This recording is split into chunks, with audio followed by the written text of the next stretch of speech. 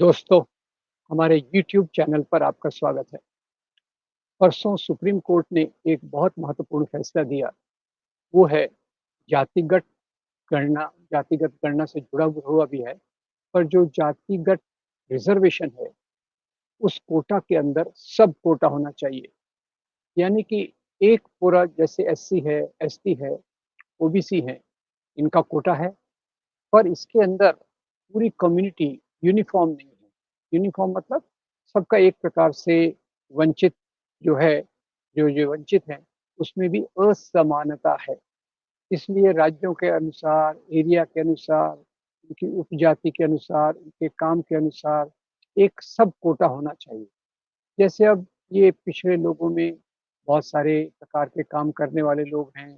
कोई नाई का काम करेगा, कोई सफाई का काम करेगा, तो उनमें भी एक प्रकार की असमानता हो सकती है। तो ये इसका एक लॉजिक था। 2004 में इसको नकारा गया कि और कल भी ये जो 7 जजों का फैसला आया, उसमें एक जज ने कहा कि ये कम्युनिटी से यूनिफ़ॉर्म है, तो उसमें इस प्रकार का क्यों करें? पर बाकी जो मुख्य जजमेंट था, जो मुख्य न्यायाधीश द्वारा दिया गया, उसमें ये बात स्पष्ट थी कि जातियों के अंदर भी एक कोई जो ऐसा ग्रुप है, एसटी ग्रुप है, एससी ग्रुप है, ओबीसी है, इनके अंदर भी असमानता हो सकती है। तो उसको मद्देनज़र रख के जिन लोगों ने इसका ऑलरेडी फ़ायदा उठाया है, उनके परिवारों को इससे बाहर रखा जा सकता है और इनके बीच में जो उपजातियाँ ज़्यादा वंचित हैं, उनको ज़्यादा कोटे का प्रावधान होना चाहिए। अब इसका सब तरफ से स्वागत हो रहा है और ज़्यादातर तो लोग स्वागत कर रहे हैं। वैसे देखा जाए तो आजकल ये जो आरक्षण से जुड़ा हुआ मुद्दा है, वो देश में काफ़ी गूंज रहा है और पिछले चुनाव के समय भी ये एक महत्वपूर्ण मुद्दा था। जैसे कि पहले कर्नाटक और साथ में बिहार ने अपने राज्यों में जातिगत जनगणना की। अब ये जातिगत जनगणना करने की क्यों ज़रूरत हो गई? क्योंकि यो अभी का जो कोटा है, वो करीब 70 साल पहले उसको फिक्स किया गया था कि इसकी इतनी आबादी है, इतना रिज़र्वेशन इनको मिलना चाहिए। सकारात्मक एक्शन इसको अंग्रेज़ी में अफ़र्मेटिव एक्शन कहते हैं। तो वो जनसंख्या अभी उस प्रकार की तो है नहीं। तो अभी इसको जैसा कि कुछ लोगों ने शब्द इस्तेमाल किया है, समाज का एक्स-रे किया जाए और उसके आधार पे फिर आरक्षण किया जाए। हो सकता है एसटी की संख्या बढ़ गई हो, एससी की संख्या बढ़ गई हो, ओबीसी की संख्या कम हो गई हो। ये इसके पीछे का एक लॉजिक है और ये एक बहुत महत्वपूर्ण मुद्दा रहा है पिछले चुनावों में भी। और उसके बाद ये खास तौर से राहुल गांधी ने इस बात को बहुत मजबूती से, स्पष्टता से देश के सामने रखा और हो सकता है इस कई जनता के दूसरे लोगों में भी इसकी एक अपील आई होगी। अब ये वैसे मुद्दा तो बहुत गंभीर है। इसी के ऊपर लोकसभा के डिबेट में जब राहुल ने इसकी बात की, तो उसके जवाब में अनुराग ठाकुर ने एक बहुत अच्छी बात कही कि जिनको खुद की जाति का पता नहीं है, वो जातिगत जनगणना की माँग कर रहे हैं।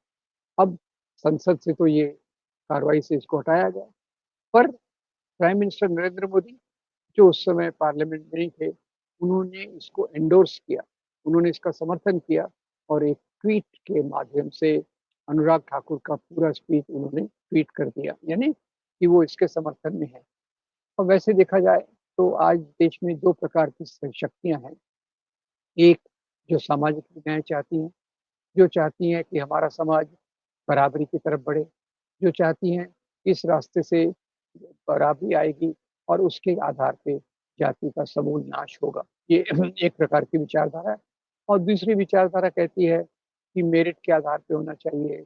जो उचित लोग हैं, ज़्यादा लायक लोग हैं, उन्हीं को उन्हीं को नौकरियाँ मिलना चाहिए। तो बीजेपी और उसके साथी इसी विचार पर चलते हैं और ये विचार एक प्रकार से समाज में गैर बराबरी को बनाए रखने का एक तरीका है, जिसके बारे में हमको गहराई से सोचना चाहिए।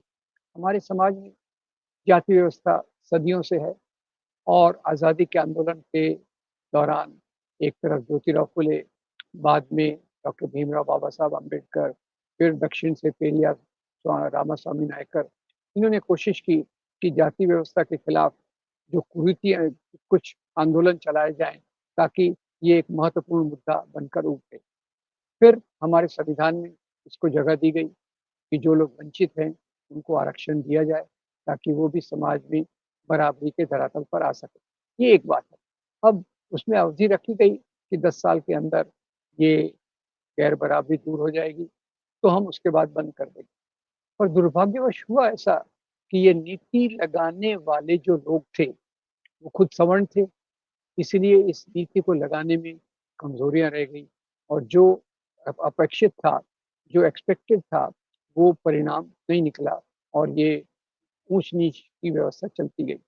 अब इसी बीच जो भी छोटा-मोटा आरक्षण मिला था, उसको चलते कई सवर्ण जातियों ने इसका विरोध करना चालू किया और ये विरोध या इनके खिलाफ कई नफ़रत की चीज़ें फैलाई गई। इनको कहा गया, ये तो सरकारी दामाद हैं और इनको कुछ योग्यता नहीं है, फिर भी ये आगे आ जाते हैं और कई छोटे-छोटे एक आध उदाहरण को लेकर इस बात को फैलाते थे और इसी बात को लेकर 2 बड़े दंगे भी हुए। एक 1980 में गुजरात में अहमदाबाद में दलितों के विरोध में, इसी बात को लेकर कि ये हमारी सब जो साधन हैं, उन पे इनका ज़्यादा कब्ज़ा हो रहा है और इनको ज़्यादा आरक्षण मिल रहा है। दूसरा फिर जो इसके बारे में हुआ, वो 1986-85 में वो भी गुजरात में हुआ और ये इसके खिलाफ था कि पदोन्नति, प्रमोशन में जो एससी-एसटी का स्थान था, उसको बढ़ाया गया। तो ये 2 बहुत बड़ी चीज़ें हुई और उसके बाद तो 1990 में वीपी सिंह ने मंडल कमीशन लागू किया। मंडल कमीशन में समाज के एक बड़े तबके को ओबीसी जो उस समय समाज में 52% कहा जाता था, उनको 26% आरक्षण की 27% आरक्षण की घोषणा की गई और इससे फिर समाज के एक तबके को काफ़ी उसमें उथल-पुथल हुई, उनमें काफ़ी नाराज़गी आई और उसी के कारण लाल कृष्ण आडवाणी ने जो रथ यात्रा निकाली बाबरी मस्जिद को तोड़ने के लिए, उसको ज़्यादा मज़बूती मिली और इसको जो उस समय धर्म के नाम पे राजनीति को लाया गया, इसको बीजेपी के जो सबसे बड़े नेता थे अटल बिहारी वाजपेयी, उन्होंने कहा कि वो लोग मंडल लाए हैं, तो हम कमंडल लाए हैं। तो आज मोटे तौर पे मंडल वर्सेस कमंडल, कमंडल यानी धर्म के नाम की राजनीति, उत्तेजना पैदा करने वाली राजनीति, समाज को यथास्थिति में रखने वाली राजनीति, समाज के बदलाव के खिलाफ की राजनीति और मंडल एक तौर से सिंबॉलिक हो गया है कि समाज में परिवर्तन के लिए राजनीति चलना चाहिए, पिछड़े वर्गों को ज़्यादा आरक्षण मिलना चाहिए और समता के आधार पे अफ़र्मेटिव एक्शन होना चाहिए। तो आज इस एक बड़े मोड़ पर हम खड़े हैं कि जहाँ एक तरफ उचित तौर से आरक्षण मिले वंचित तबकों को और दूसरी तरफ वो लोग हैं जो इन चीज़ों के खिलाफ हैं। अब जैसे नीतीश कुमार ने बिहार में जातिगत जनगणना की और उसको लागू नहीं किया क्योंकि वो बीजेपी के साथ जुड़ गए चुनाव के लिए।